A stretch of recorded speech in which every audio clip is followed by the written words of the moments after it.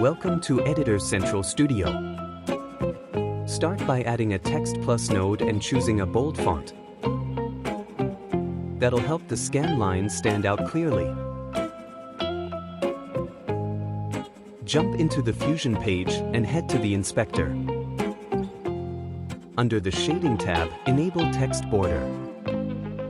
Crank up the thickness, then set the border color to black.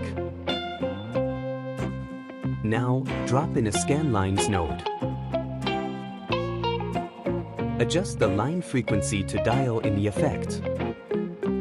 Personally, I feel a darker blue or deep purple really elevates this effect, adds mood, depth, and a subtle glow that just works with the scan lines. Follow it up with a drop shadow. Set it to a deep, dark tone.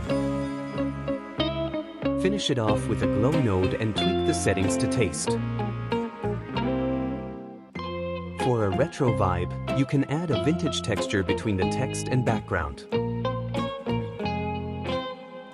Stick around for more cool effects, and if you enjoyed this one, show some love by liking and subscribing.